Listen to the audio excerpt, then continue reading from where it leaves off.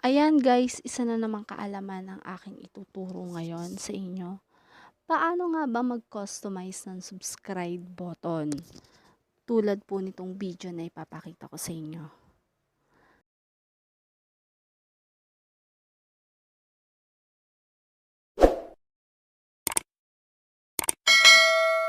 Ayun, yun po ang ituturo ko po sa inyo ngayon. Kung paano gumawa ng customize subscribe button or personalize subscribe button. Tara, samahan niyo po ako ngayon.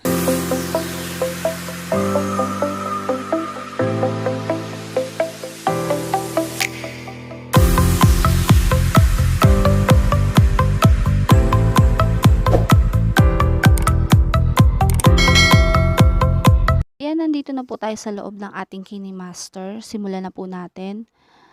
Pindutin nyo po si Media. Then, Images. Then, piliin nyo lang po yung white background. Then, habaan lang po natin yung duration niya. Ayan, okay na po yan. Then, ito po, papalitan po natin siya ng green background. Bakit po hindi kay Images tayo kumuha ng green background? Kasi po si Images, wala po siyang green background. Kaya kailangan pa po natin siyang palitan ng green. Ito po, pindutin nyo lang po ito. Diyan po tayo kukuha ng green background. Ayan, piliin nyo lang po yung green. Ayan, napalitan na po siya. Then, click nyo po yung check sa taas. Then, layer, media, images again. Piliin nyo lang po ulit yung white background. Palakihin lang natin. Then, cropping. Crop lang po natin siya. Ayan, crop nyo lang po. Click po ulit yung check sa taas. Then, lagyan po natin siya ng in animation. Slide up na lang po. Gawin natin siyang 1.5. Yung bilis po niya. Then, click po ulit yung check sa taas. Play po natin. Then, stop. Stop nyo po kapag po lumabas na yung white background. Then, layer again. Media. Then, hanapin nyo lang po yung ginamit nyo pong profile picture nyo po dun sa YouTube channel nyo.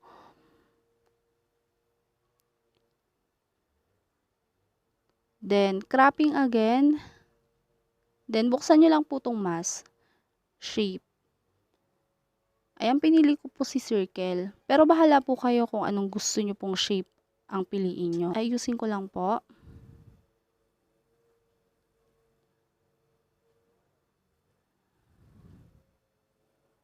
Ayan, ayusin lang natin. Okay, click po yung check sa taas pag okay na. Adjust lang natin konti. Ayan, paliitin natin siya para magkasya.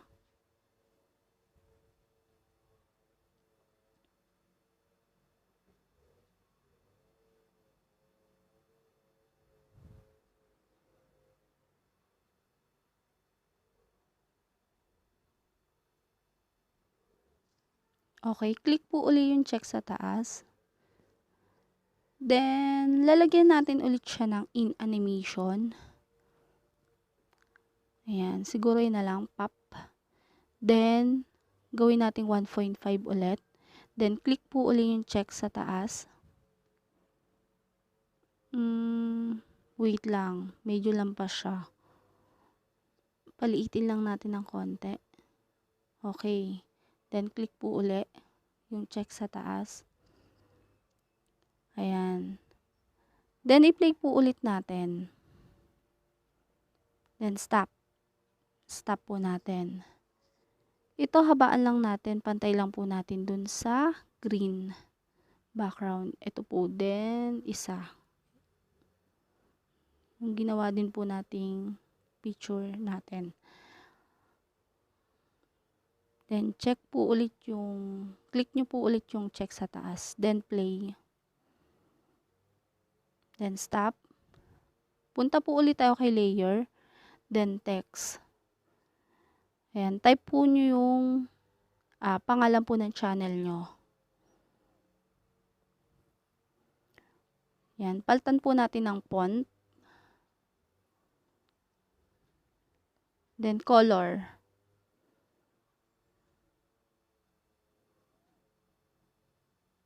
Ayan, ayusin nyo lang kung saan nyo gustong ilagay or idikit. Then, lagyan po natin siya ng in-animation. Yan, letter by letter. Then, check. Then, ayusin lang natin po yung letter niya. Medyo pakapalin lang po natin. Lagyan natin ng outline. Ayan. I-enable nyo lang po. Tapos, eto nakikita nyo to. Ayan. Diyan nyo lang po i-adjust. Ayan. Ayan, okay na po yan. Then, click nyo po yung check sa taas. Then, habaan lang ulit natin. Pantay lang natin doon sa green. Ayan, okay. Then, check. Play po ulit natin.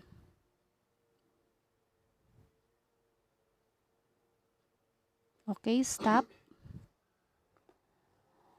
Then, layer again.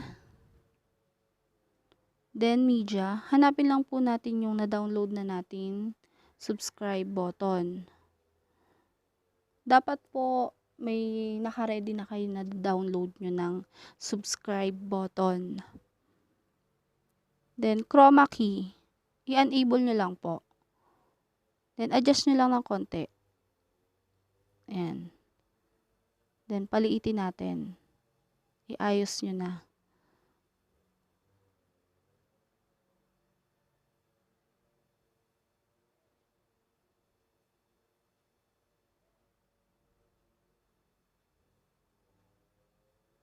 Adjust lang natin.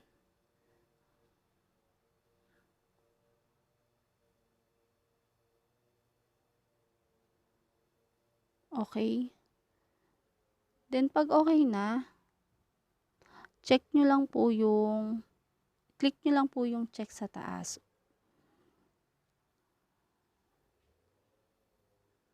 Then, adjust natin yung green. Okay. Ayan. Then, adjust lang po ulit natin yung ibang ginawa po natin. Pantay lang po natin.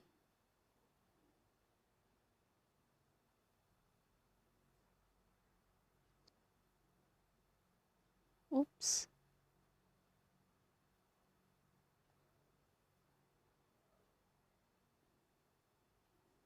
Ayan. Then, check.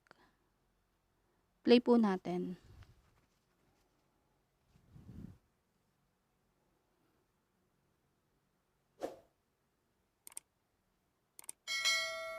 Ayan. Lalagyan po naman natin ng out animation. Ayan. Lagyan po natin lahat.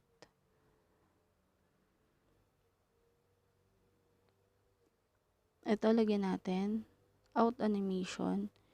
Ayan. Paid na lang. Then, itong, ano natin, profile, paid. Gawin natin 1.5. Ayan.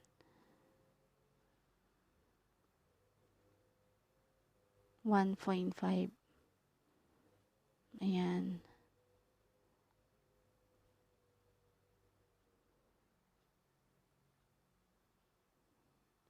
Ayan, 1.5. Okay, play po ulit natin.